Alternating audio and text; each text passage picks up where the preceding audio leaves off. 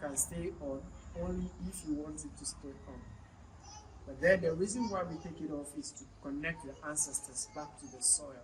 We get to walk the same way they did and then get to understand the sacrifices they had to make for us. And whilst we walk, we are connected, and we call it grounding. All energies on this land is being channeled to you, and you are also trading with them, the energies in you, and that is what our ancestors were used to. They walk without shoes. They gave us an option to take our shoes off, and everyone chose to take their shoes off, even though it has been raining and it's muddy. It's good to see that we were still willing to connect and willing to walk barefooted. It actually feels good. It's actually comfortable. You know, it is. It's soothing to actually be walking in the mud. Last time it was, because this is my second trip here. Last time we was walking in the leaves.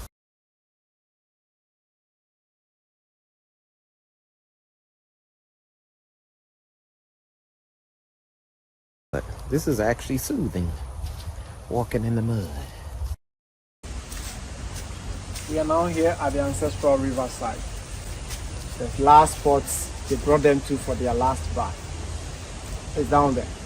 There are two main rivers. The river called Ochi flows very fast, and Ochi means something that could grab. The river called Don Consio, because of the rain you could tell the difference between the two rivers. This and that. This was where they took our ancestors to. It doesn't look like it's flowing, but it does flow gently. This river is called Don Consio. Literally, it means the Slaves River. The Slaves River, they took our ancestors in there, in the chains and shackles. They were allowed in there with a metal round ball around their ankles. That was to hold them still, preventing them from escaping. Whilst they were in there, they were not allowed to even get closer to each other. They don't have their hands to clean themselves. How do you expect them to clean themselves?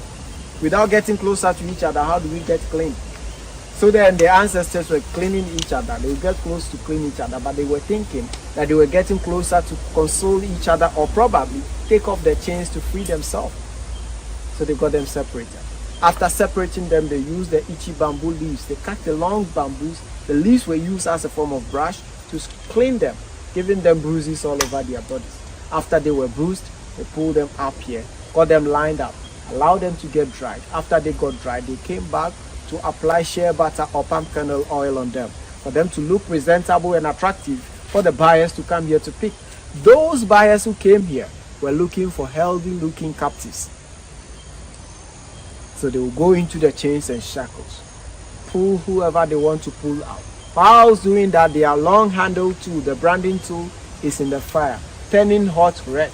They will pull you out, take you to that fire, and burn your skin with it, leaving the mark on their backs, their shoulders, and wherever they choose to brand them, leaving it on them to show to the public that they are now properties.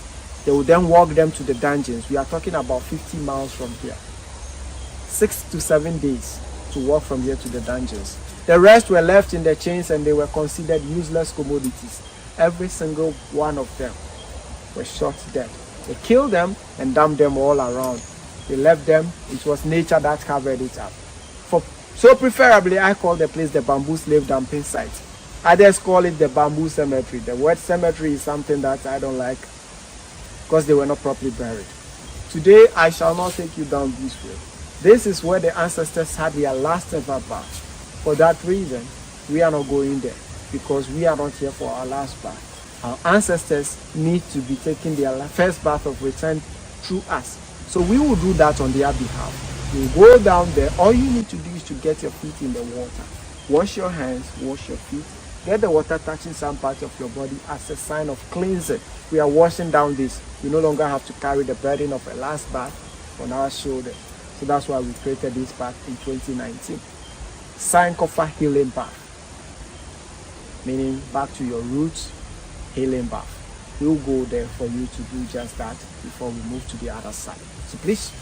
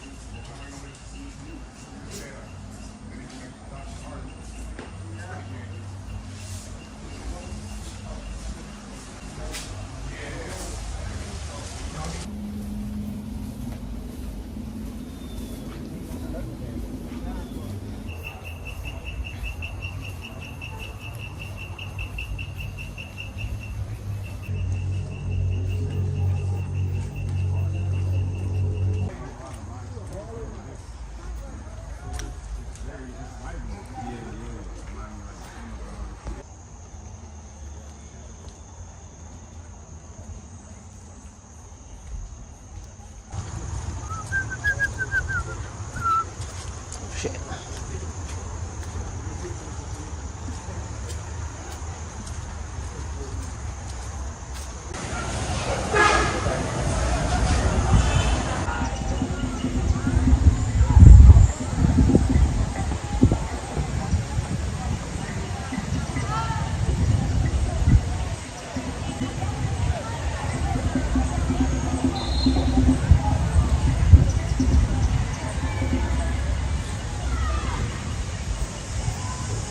Look at there.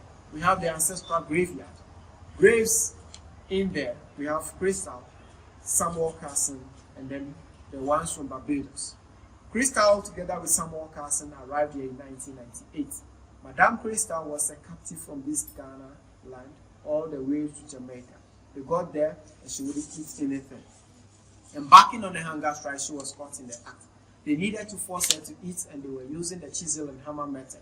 Because her jaws were tightly closed, they had to knock the teeth out.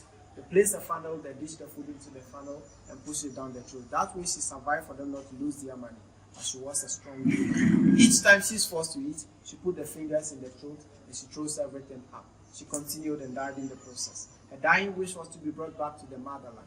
Centuries later, they flew the bones back, together with the bones of Samuel Carson. Carson was one of the very first group of African Americans to serve in the U.S. Navy. He died and wasn't given a befitting burial. His grandson requested for the bones to be flown in here together with Samuel Crystal's bones. So they brought them in 1998. 31st of July, they got to the airport at Accra. They moved them on a bus, but then when they got to the town called Anumabo, the road was blocked.